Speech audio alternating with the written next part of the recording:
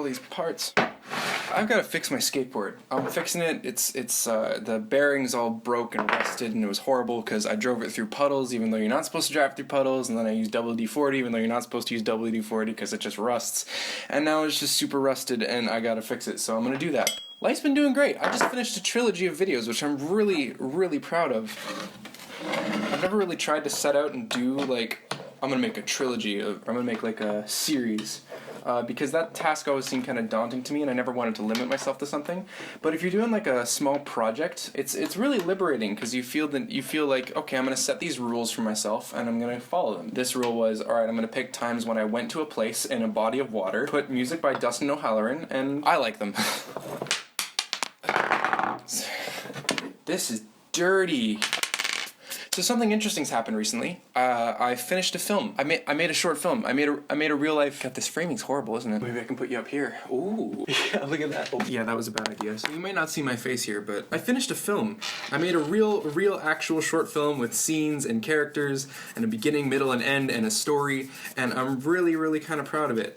The tricky thing is, there are basically 4 stages to filmmaking, and they're all equally tough, and when you say make a film, what you're saying is really you're going to do 4 things.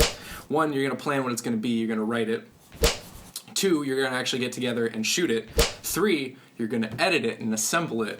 And then 4, you're going to release it. And each are their own really complicated tasks, and I found that I'm really only into maybe 2 of those, which is why I realized that I didn't want to actually go to film school.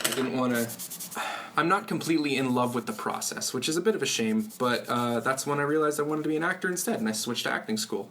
So it was important for me to realize that. This film, I wrote this film like 3 years ago, yeah, and I shot it almost 2 years ago. I got some friends together and I said, hey, let's do this, and we all did it. I've been sitting on this film for almost 2 years now. It's a film I like, and I think it's good, and I think it's entertaining, at least.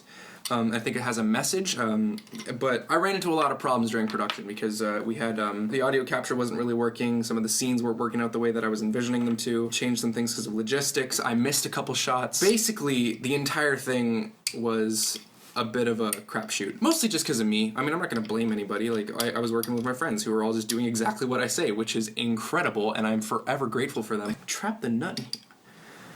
How do I...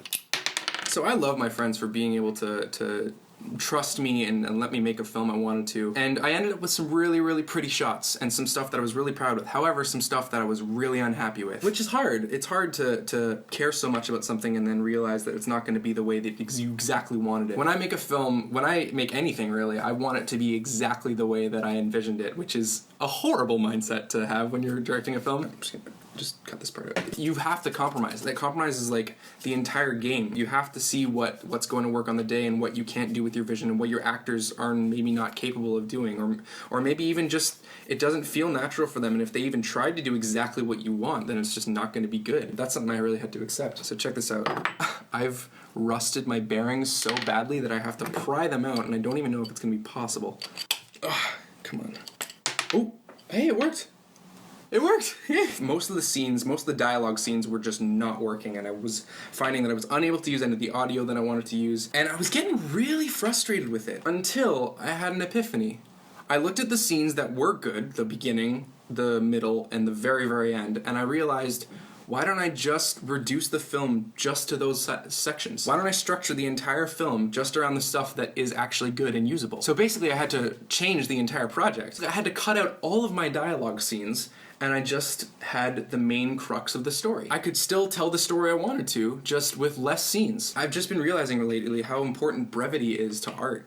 Like, you don't want to overstay your welcome really ever. That's why some films are exhausting, and that's why some people don't like watching Lord of the Rings, because it's really daunting. I thought that was a really cool turning point for me, where I realized how it's quality over quantity, and I'm really glad that I have 3.5 minutes of what I think is good filmmaking, rather than 11 minutes of what's really hodgepodge and kind of forced and kind of bad, but it's exactly what I wanted to do. So now I've finished the film, and I kind of don't know what to do with it.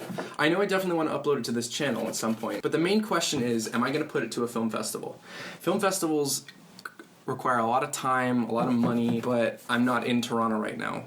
which is really frustrating because that just means I have to wait until summer.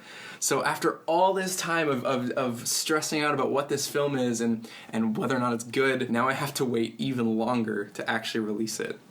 And that's where I'm at right now. I mean, I've gotta just start doing my research and figure out what film festivals are around, what time they run, how much they're gonna cost. I gotta register rights for the music I used because I used a Sleeping at Last song, and I really, really feel it's important that I use that song. That's something I'm really excited to share with my YouTube audience. A real film that I made.